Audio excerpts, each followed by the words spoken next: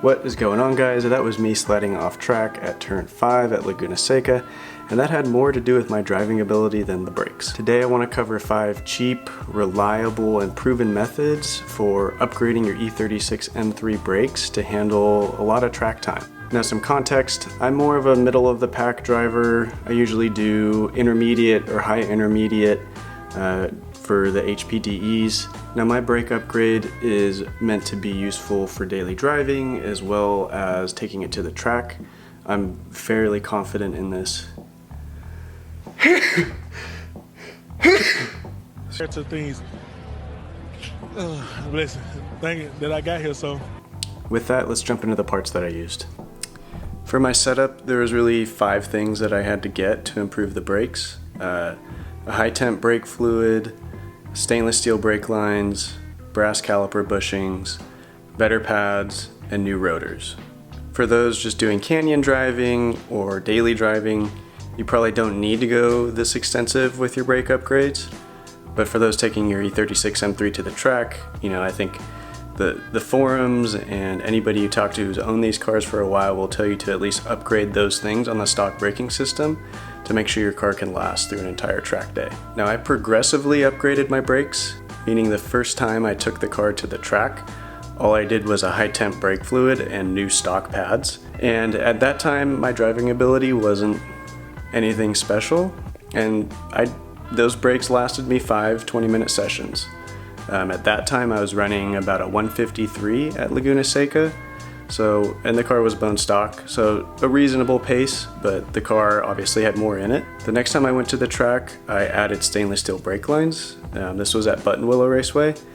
I ended up melting the stock pads and boiling the brake fluid. I put the StopTech 600 in it, and yeah, at that point, I think my driving ability had gotten a little better, and I was really hard on the brakes that day, and it was pretty warm, and I ended up really messing up the pads and boiling the fluid.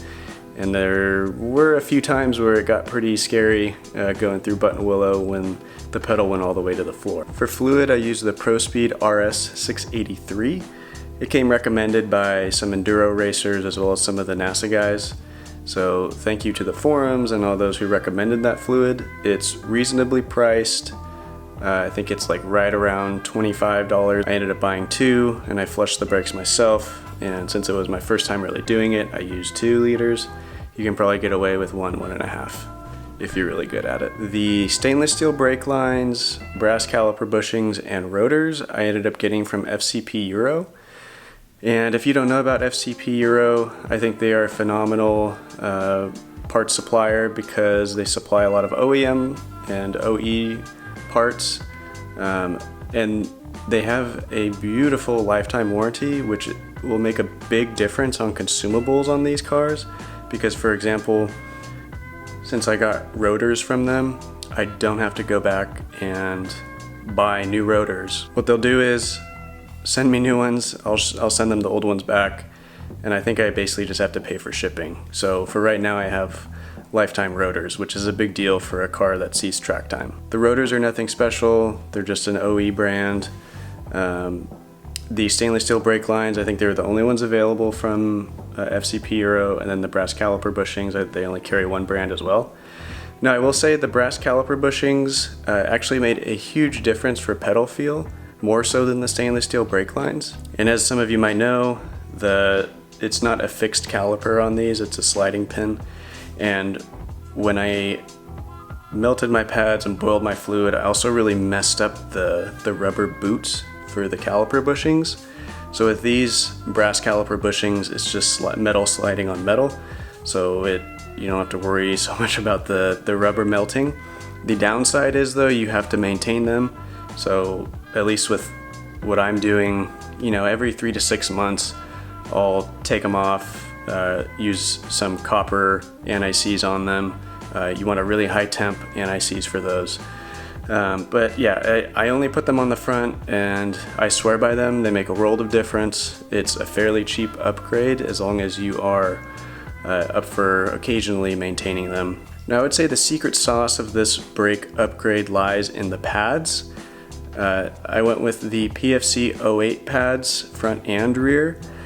And I swear by these as well, just because of, one, my experience with them, and the reason I tried them was because, again, more of the enduro racers and NASA folks recommended them, and they are pricey for the E36 M3, but as many others have mentioned, they are very thick and they will last. Like, I have a couple thousand miles on them, a pretty rough track day, and they really show no wear.